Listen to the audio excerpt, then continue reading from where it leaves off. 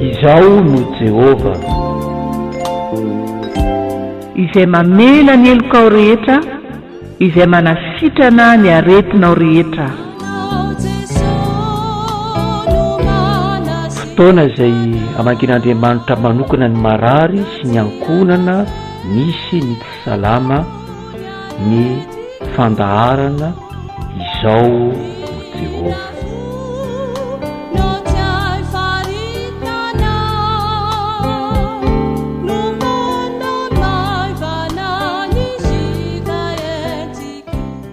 Miarabanao ampanajana ry havana, ary ampitiavana no hitomananao hiaraka imbombavaka isika amin'izao fandarana izao no Jehova izao. Dia ho ampitomboana aminao sy ny ankonanao ny fahasoavana mampiadanana avy amin'Andriamanitra raintsika sy Jesosy Kristy Tompo sy mpamonjy atsika. Andeha hiaraka ananatra ny Tompo isika, ka ny Salamo 2:10 no andeha iarahantsika mamaky. Salamo 2:10 ny 4 dia toizantsika amin'ny 2:10 ka hatramin'ny farany. Salamo 2:10 ny 4 dia mitohy amin'ny 2:10 ka hatramin'ny 9 farany. Ny dikateny-ombonana no andeha amakiko ny teny. Amin'ny anaran'i Jesosy. Tsara ny mideranao Tompo sy ny mankalazanao ankira ry ilay Andriamanitra avo indrindra, ka manambara ny fitiavanao raha vao maraina, ary ny fahamarinanao mandritra ny alina, amin'ny valiatorofolo sy amin'ny feondokanga. Nomenao ahy ny tanjakin'ombomanga, nandrarahanao menaka mbola vao aho, hitako ny faharesen'ireo mpifanandrina amiko, ary reko ny fikaikaikain'ireo mpisetrasetra ahy. Fa ny olo-marina kosa amin'ny olona toy ny rofia, isandrahaka toy ny sederan'ny Libano, toy ny hazo ambolena eo an-tokotanin'ny tempolo izy, ka mivelatra eo ankianjan'ny Tompo Andriamanitsika. Sady na antitra aza dia mamohatra any, ary mbola maitso sy lemodenoka. Izany no porofo fa mahitsy ny Tompo, ary tsy misy olakolaka ao amin'ilay mpiaro ahy. Amen. Iara-iondrika hivavaka isika. Raha io, manondrika ny lohanay sy ny fonay tokoa izay atao anatrehanao, satria tsara ny mideranao Andriamanitra. Tsara ny mame voninahitra anao, satria tsy misy Andriamanitra afa-tsy anao. Ianao no nahary izao tontolo izao. Ianao no namorona anay ary tsisy miafina aminao ny momba anay tsirairay avy. Mankalaza anao izay Tompo, ary tena izany fitiavanao izany no tiana hiventesina ny maraina, mbola tiana hiraina ihany koa mandritry ny alina, satria marina ianao Andriamanitra. Tsara ianao, sady mpanao ny tsara no mankasitraka ny tsara. Misaotra anao izay mameanay izao tombonandrom-pahavelomana izao, ahafahana indray miara-miombavaka, ary dia miandrandra ny teninao izay Andriamanitra. Miandrandranao izay Jesosy, ianao ilay movelany hita avy any an-danitra. Fa ano izay mba hitombonay amin'ny fahalalànanao, ary ahatonga anay ho tafaray aminao mandrakariva. Dia mifanainao masina ny hampiombona antsika Tompo, ka dia ho voninahitry ny Ray sy ny Zanaka ary ny mifanahy masina ny fotoam-bavaka izay ataonay izao. Amen. Ny andraisantsika ny fampahirezana dia arak'izay voasoratra ao amin'ny vaovao mahafaly na filazantsara araka ny Lioka. Vaovao mahafaly na filazantsara araka ny Lioka, ny toko 20 ka ny 5:30 azafady, 5:30 ka hatramin'ny 7:40 farany. Filazantsara na vaovao mahafaly araka ny Lioka, toko 20, ny andininy 5:30 ka hatramin'ny farany ovakitsika amin'ny anaran'i Jesosy izany. Rehefa mity eo akaiky ny Jerikao i Jesosy dia nisy jamba anankiray efa nitalapetraka teo an-tsisin-dalana nangataka. Eniny ny ao ny vahoaka mitanjozotra ka nanontaniany hoe inona izany? Nampalalain'ny olona azy fa i Jesosy avy any Nazareta no nandalo. Koa velona antso amin'izay izy nanao hoe ry Jesosy zanaky Davida mamindrafo amiko. Norahonan'ireo olona aloha lalana raha lehilahy angina fa vao maika koa ny antsoantso mafy hoe ry zanaky Davida mamindrafo amiko. Niato Jesosy ary naseny hoentina eo aminy izy. Ka noho ny tonga teo akaikiny dia nanontaniany hoe inona no tianao ataoko aminao? Ka novalian'ilay jamba hoe Tompo, ny ampahiratra ahy. Dia hoy Jesosy taminy, mahirata, ny finoanao nasitranana anao. Dia nahiratra teo eo ihany izy ary lasa nanaraka an'i Jesosy sady nanome voninahitra an'Andriamanitra. Ny vahoaka rehetra koa raha nahita dia nidera an'Andriamanitra. Amen. Vaovao mahafaly araka ny Lioka 5:20. Manambara ny nanasitranan'i Jesosy an'ilay mpangataka izay jamba teo amoron-dalana raha lalana makany Jerikao iny. Misy fahamarinana anaky-efatra ry havana no tian'ny Tompo isariana ny saintsika. Fahamarinana anaky-efatra raha izao tantara izao. Voalohany ity jamba ity dia efa nandre ny amin'i Jesosy. Efa nandre ny amin'i Jesosy izy. Ny fahamarinana faharoa dia tsy manaiky tampenam-bavy ity jamba ity. Tsy manaiky tampenam-bavy fa dia miantsoantso na efa nirarana ary. Ny fahamarinana fahatelo dia ity lehilahy jamba ity dia mino fa manana fahefana feno Jesosy amin'ny zavatra rehetra. Manana fahefana feno Jesosy. Ary fahamarinana faefatra farany dia ity lehilahy ity mahay mankasitraka. Mahay mankasitraka. Andeho velaberarintsika ary ireo fahamarinana efatra ireo. Hoy tsika hoe efa nandre an'i Jesosy ity lehilahy mpangataka teo amoron-dalana ity izay jamba. Efa nahare izy. Zao tokoa manko ny voasoratra. Ny 5:30 hatramin'ny 9:30. Averintsika vakiana amin'ny anaran'i Jesosy. Rehefa mity eo akaiky ny Jerikao Jesosy dia nisy jamba anankiray efa nitalapetraka teo an-tsisin-dalana nangataka. Eny ny ao ny vahoaka nitanjozotra ka nanontaniany hoe inona izany? Nampalalain'ny olona izy fa i Jesosy avy any Nazareta no nandalo. Koa velona antsoantso amin'izay izy nanao hoe ry Jesosy zanaky Davida mamindrafo amiko. Ry Jesosy zanaky Davida mamindrafo amiko. Tena zava-dehibe eo amin'ny fiarahamonina ry havana ny ankony izay ataon'ny olona eo anivon'izany fiarahamonina izany. I Jesosy dia nanao famantarana maro teo amin'ireto vahoaka jiosy ireto. Nanasitrana ny aretina rehetra izy. Tsy misy hoe ny karazany toy izao fa ny aretina rehetra. Namoaka demony maro izay namatotra ny olona Jesosy. Ninona fahefan'izany demony izany na isany dia ndroahan'i Jesosy navoakany tamin'ny olona. I Jesosy dia nampianatra ary dia voalaza fa nampianatra ary nisy fahefana ny fampianarany ny soratra masina ny tenin'Andriamanitra.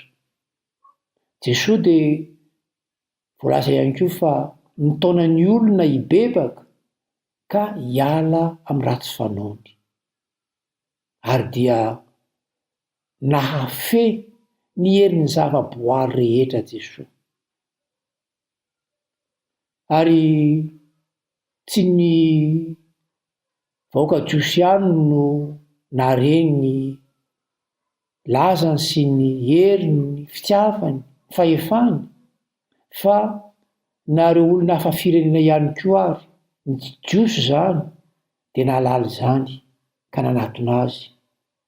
Hitantsika ohatra ilay kapiteny Romanina izay narary ny mpanompony, vaovao mahafararaka ny Luka 7 moa nahitantsika an'izay. Romanina izy nanatona an' Jesosy. Hitantsika tao ny Samaritanina, vaovao mahafararaka ny Joany 4, niona tamina vehivavy Samaritanina ray Jesosy, dia ny ray tanàna mihitsy no niaiky maha-Mesia azy.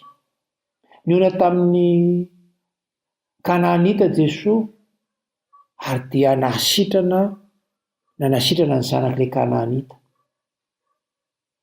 Izany hitantsika amin'ny vaovao mahafararaka amin'ny Mateo 5:10, manomboka amin'ny 1:20 sy ny manaraka. Tsy mbola misy ny tambazotra serasera moa tamin'izany vanim-potoana izany, fa dia fantatry ny fiarahamonina Jesosy, satria miaina tena anivon'ny fiarahamonina, ary dia nitory sy nanambara ny vaovao mahafaly izy ilay teny tonga nofo.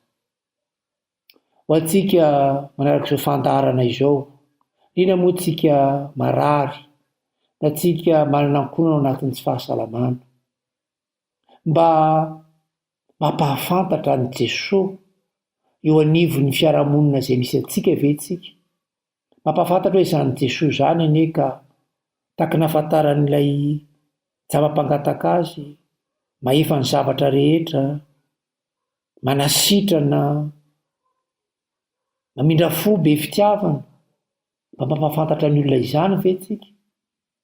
Tsy voatery hoe ny fitiroteny eny amin'ny pilipitra ihany, any am-piangonana, na eny an-kianja malalaka, na any an-darabe, tsy izany ihany akory ry havana ny fomba ampahafantarana an' Jesosy eo anivon'ny fiarahamonina izay misy antsika.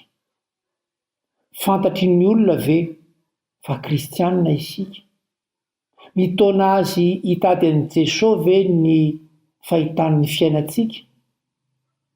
Oka samy amaly izany fanontaniana izany avy isika tsiraray ry havana, mba hisy olona jamba, mety hoe tsy jamba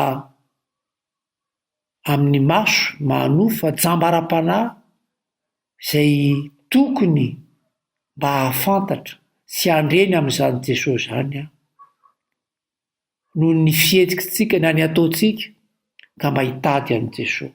Izay ilay famarinana voalohany ho tsika hoe nahafantatra ny fisian'i Jesosy ity lehilahy-jamba ity. Ny fahamarinana faharoa dia ny hoe tsy manaiky tampenam-bava ilay jamba, tsy manaiky tampenam-bava izy. Izao no voasoratra vaovao mahafararaka ny Luka 9:20, ny 7:30 no vakitsika amin'ny anaran'i Jesosy. Norahonan'ireo olona lolaharana rahalehilahy angina, fa voamaiky koa ny antsoantso mafy hoe ry zanak' David ô, mamindrafo amiko. Ry zanak' David ô, mamindrafo amiko. Fantatry ity jamba ity ny fonena ananan'i Jesosy. Fantany fa Jesosy tsy mamandahy izay mitady azy. Tsy nahasakana azy, tsy antso ny tompo ny fisakanana, ny fandrahonana, samy hafa izay nataon'ny olona. Mangina aza miteny ianao, ny teny sy ny antso ihany izy, voamaiky ary izy nanandrapeo. Zavatra iray tokana ihany no nitadiavin'ity lehilahy ity, hifanatry tava amin'ny Jesoa. Jesoa raha teo anilany dia niteny sy niresaka taminy. Jesoa tsy mba mandaza zay manatona azy. Hoy izy hoe zay manatona tsy mba ho laviko na tsy mba ho roahiko. Ho atsika ry havana, mazana tsy miseho mivantana tahaka ny nanjoan'ity jamba ity, ny fanampenam-bava zay miatra amin'ny Kristianina fa miendrika mazana fanarabiana, zay no sehoan'le farampenam-bava. Tahaka ny hoe amin'izao vaninandro efa mazava, efa mandroso zao ve, ao anatin'izao fanatotoloana izao, dia mbola lany andro mivavaka ihany. Efa tsy izy intsony zany, efa taloha zany. Manaraby ny olona. Ny aretina efa mahazo zao ve dia tsy alohanao izay ampifalifaly ny tena, fa mandeha ny fotoana, mandeha ny andro samy faty ihany, ka tsy aleo ve izay mahafinaritra ny tena no atao.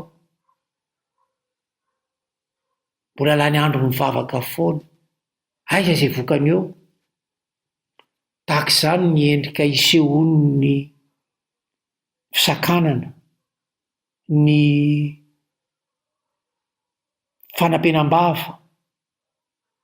Ny olona rehetra amin'izao vanim-potoana iainantsika izao dia mananatra mafy ny sotoavina. Izany sotoavina izany ny zava-dehibe. Izany hoe maha-malagasy izany ny zava-dehibe. Tsy ny maha-kristianina fa ny maha-malagasy, mahatatsinanana. Anika ny dadarabe, ny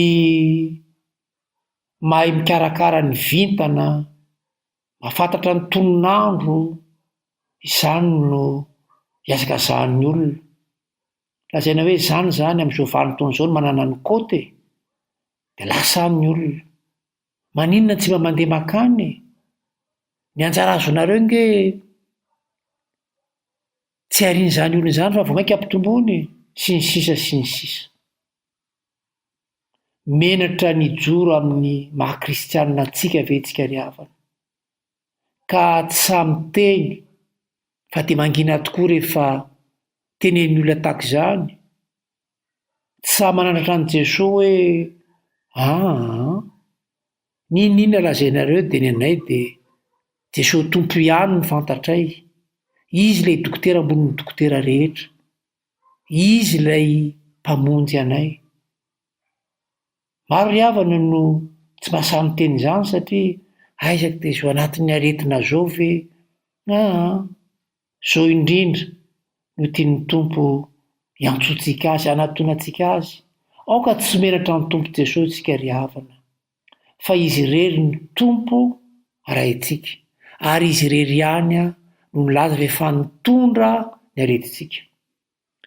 Ny fahamarinana fahatelo hitantsika eto amin'ity vaovao mahafararaka ny Luka 20:20 ity dia ny toetra nasehoan'ity lehilahy jamba ity. Tena mino ny fahefan'i Jesosy amin'ny zavatra rehetra izy. Mino fa manam-pahefana amin'ny zavatra rehetra Jesosy. Dia vakintsika ny 5:40 ka hatramin'ny 2:40 amin'ity Luka 20:20 ity, amin'ny aran'i Jesosy. Niato i Jesosy ary naseny hoentina eo aminy izy, ka no tonga teo akaikiny izy dia nanontaniany hoe inona no tianao ataoko aminao? Ka novalian'ilay jamba hoe Tompo, ny ampahiratra ahy. Dia hoy Jesosy taminy, mahirata, ny finoanao no nahasitrana anao. Ny finoanao no nahasitrana anao. Tsy voalaza hoe efa hoviana moa ity lehilahy ity no jamba na inona nahatonga ny fahajambany, fa ny sotra masina dia manambara fa jamby izy ary mino aho fa hatramin'ny ela izany satria efa lasa mpangataka izay ny asa afaka nataony tsy afaka nao ninninona fa dia nangataka ny velona amin'ny fiantranony mpiarabelona ary nanatona ny Jesosy izy ry havana satria nino izy fa hainy Jesosy ny zavatra rehetra tena nazava taminy ary tsy niambaamby izy fa zay tena naresy lahatra azo no ndresahany natoky izy fa hainy Jesosy atao zay angatahany tena zava-dehibe zany ry havana tsy nihanahana raha lehilahy izay nahatery azy no nangatahany tamin'ny tompo Jesosy hoy izy hoe tompo ny ampahiratra ahy dia nitanterahan'i Jesosy tokoa zany satria hoy Jesosy hoe mahirata ny finoanao no nahasitrana anao ho antsika tia ny tompo ampaherezina ry havana amin'izao tolakandro izao dia laza amintsika amin'ny tompo aza miolakolaka rehefa misy zavatra tiantsika resahana amin'ny tompo Jesosy aboray aminy zay rehetra manery ny fotsika aza mihafahafa ianao laza ho aminy zay tena mahatery atsika marina fa eo ny aretina mahazo ity nofontsika ity zay moa no hoe antom-pisian'ny fandaharana fa raha misy ratra mahazo ny fotsika ihany koa na misy fatotra manageja ny toetratsika dia aza misalasala ambarao an'i Jesosy zany ry havana fa afahany amin'izany isika tia lehilahy jamby ity dia mino fa hainy Jesosy ny zavatra rehetra ka tokony ao amintsika ihany koa zany fa atokiana fa ny zavatra rehetra dia an'ilay tompo sy mpamonjy atsika hoy Jesosy manko zao no nambarany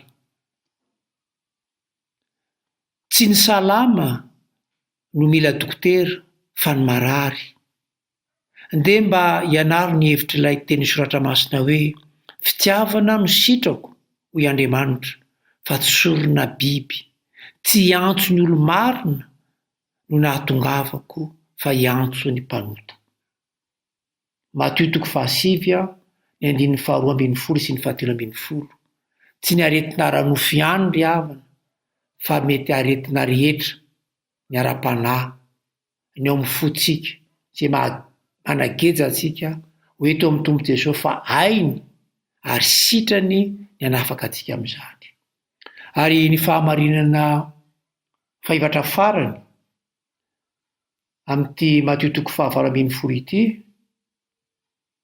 ka nanomboka tamin'ny andinin'ny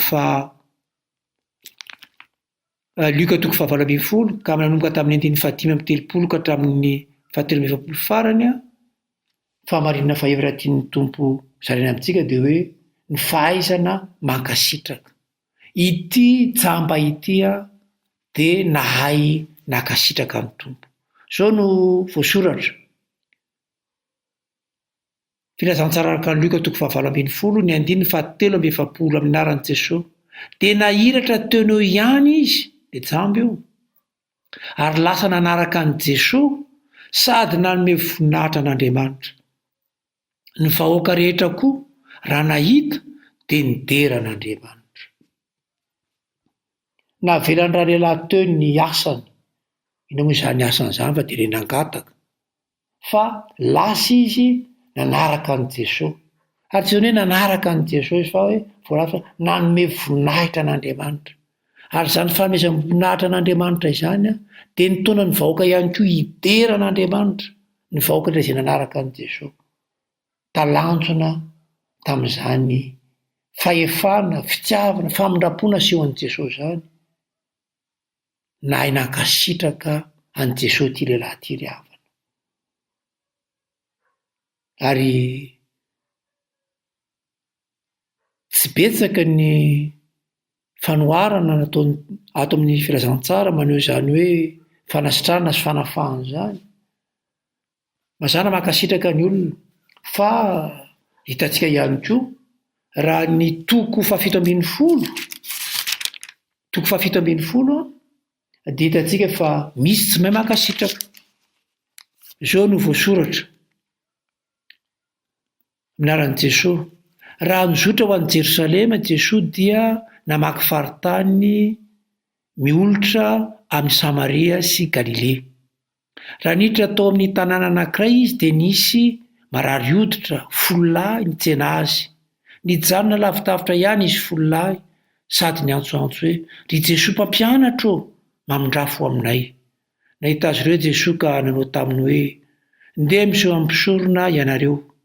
Raha mbola teny an-dalana izy folo lahy dia sitrana. Ny anankiray raha vao nahita fa sitrana dia niverina ka niantsoantso na me voninahitra an'Andriamanitra. Niankohaka teo an-tongotry Jesosy sady nisaotsaotra azy, ary samary tanina raha lehilahy. Dia niteny Jesosy nanao hoe: tsy folo lahy ve no sitrana? Ka iza ny sivy? Tsy nisy nahalala niverina me voninahitra an'Andriamanitra ve afa-tsy ity olona hafa firenena ity? Ary dia hoy Jesosy taminy: tsangana ka midia ny finoanao no nahasitrana anao. Misy tsy mahay makasitraka ry havana. Teto folo narary hoditra, anankiray ihany nakasitraka.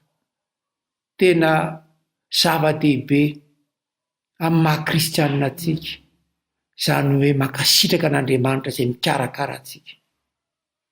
Aza manoatra an'ireto jiosy anankisivy ireto, rehefa nadio dia tany dia lasa, tsy niverina akory ame voninahitra sy saotran'i Jesosy. Mba mahay makasitraka an'Andriamanitra ve isika ry havana? Mba mahay makasitraka an'Andriamanitra ve isika kristianina? Talohan'izao aretina nahazo antsika izao dia sesehena ny fahasoavana, efa natobaky ny tompo tamin'ny fiainantsika. Enina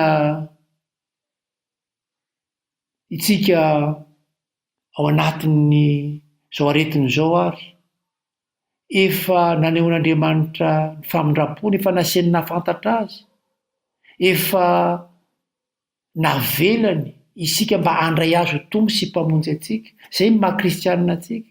Mahay makasitraka azy ve isika? Mahay midera azy ve isika? Mahay manome voninahitra azy ve isika ry havana? Ao anatin'ny tsy fahasalamana isika izao, tsy maharesy lahatra atsika ve ny fitiavan'Andriamanitra atsika? Tsy maharesy lahatra atsika ve ny fikarakarany atsika amin'izao fotoana izao? Ka ahafahantsika miara-mombom-bavaka, ahafahantsika mandray ny teniny, ahafahantsika mandray fampaherezana avy aminy. Aoka ho saintsaintsika ry havana, sy ho fiainantsika ilay salamo nanomboantsika ny vavaka teo. Zao tokoa manko no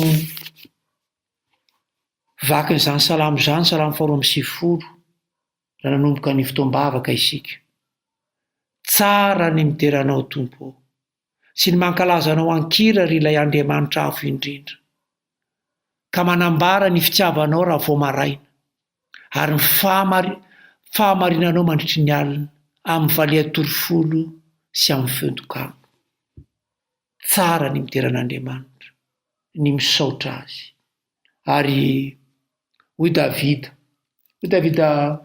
mpanjaka ry havana, amararantsika azy, salamo 3:100, hoy Davida: aoka hisaotra ny tompo aho, hisaotra eram-po ny anarany masina. Eny, aoka hisaotra ny tompo aho ka tsy hisy ho atinoko ny soa nataony. Fa izy no mamela ny eloko rehetra ary manasitrana ny aretiko rehetra. Avotany tsy ho any an-davaka ny aiko, raha kofa ny fitiavana sindra fo aho. feno ny fahasambarana ny fiainako ka tanora sy matanjaka toa voro mahery aho. Omeny ny tompo rary ny sintsiny aho izay rehetra ampahoriana. Tsara ny tompontsika ry havana ary mamindra fo sy miantra amintsika izy. Ary izany tompontsika izany no andeha hoteraitsika, hisaorantsika, hivavaka isika. Jesosy manondrika ny lohanay tokoa izay ary maneho fisaorana feno. Marina ianao ary tsy mivadika amin'ny teninao, fa tianao zahay mba hitaona ny olona eo aminao. Tianao zay mba ampafantatra ny olona fa mpianatra ao zay ary mitaona ny olona mpianatra ao Jesosy. Tianao ny finoanay mba tsy hainaiky tapenam-bava fa tena finoana marina miorina aminao Jesosy. Ajoro zay eto amin'izao tontolo izao.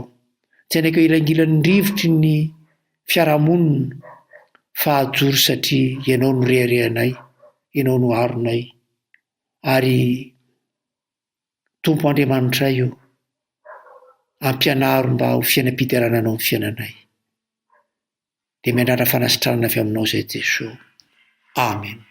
Raiso ny tsodrano ry havana izay tonoina amin'ny anaran'ny Tompo Jesosy. Hitasy hiaro anareo anieny Tompo. Hijery anareo amin'ny kamoram-po anieny Tompo ka hiantra anareo. Handray anareo amin'ny kahazavampo anieny Tompo ka hanome anareo fiadanana. Raiso ny fiadanan'ny Tompo Jesosy ry havana. Amen.